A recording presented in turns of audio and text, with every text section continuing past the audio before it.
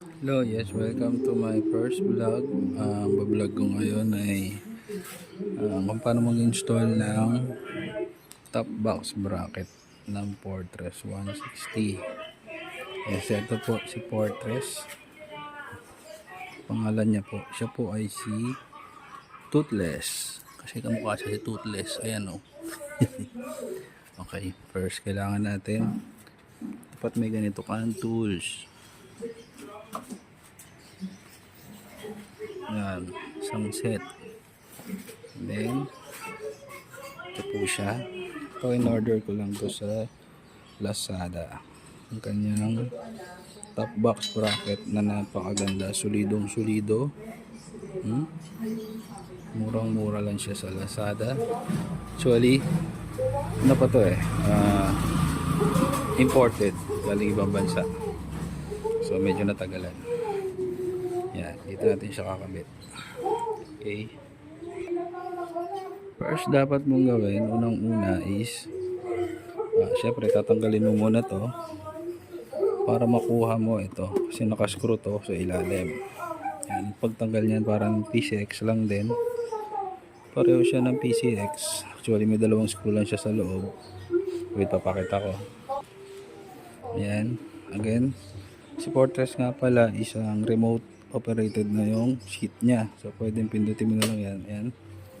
Bukas na yan. Yan. Ito ang tatanggalin mo itong dalawang screw na to. Yan. Tapos maingat mo lang siyang iangat dito. Lahat ng gilid. Iangat mo yan para makuha mo yung pinaka cover. Mas maganda rin siguro kung bibili ka ng ganitong set. Yan. Actually ito gamit nito. Ito yung mga pantanggal natin ng fairings. Sundutin mo lang siya dyan para hindi siya mabiyak, hindi magasgasan. Okay, murang-mura lang naman sa Shopee. So once natanggal mo na to, so binalik mo na siya ulit. So ang gagawin mo ngayon is pag natanggal mo na yung screw na ito may slide mo na lang. Yan. Yan siya ngayon. Diyan mo ilalagay. Yan, ang lang ginawa ko, syempre ito lang, pinatong mo lang muna yung mga spacer. Tapos, siyempre, susuksok mo yan. Ganyan po yung pagkasuksok yan. Yung mahaba, yun yung nasa unahan. So, ganyan lang. Patong mo lang siyang ganyan. Yan. The rest, iwan mo na yan. Tapos, siyempre, i-screw mo lang yan. Gamit itong ratchet. Itong ratchet na may allen.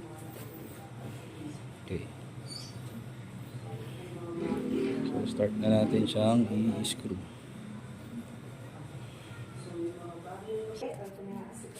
Actually napaka-easy lang naman yan. Napakadali lang yan. Kasi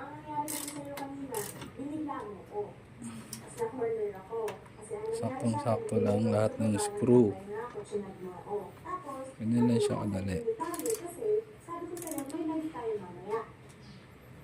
Medyo ingat lang sa paghigpit kasi baka ma-lost thread. Itong isa medyo may yan. Masikip na, okay na yan. Okay na to. Yeah. So ganyan siya ngayon. Ito nangyari.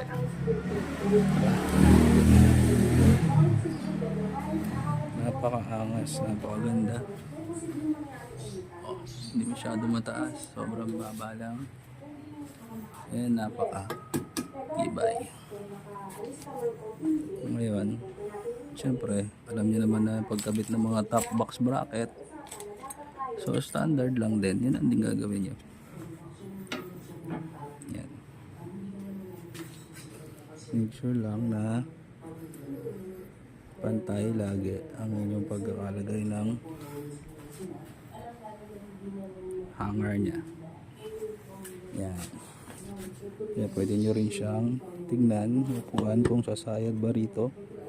Kung medyo gusto nyo pa ng nakasandal konti, pwede naman. Pero mas maganda yung ganyan lang siya sa line nito. At ito. Okay. So that's all. Yan lang po. Sana nakatulong. Thank you.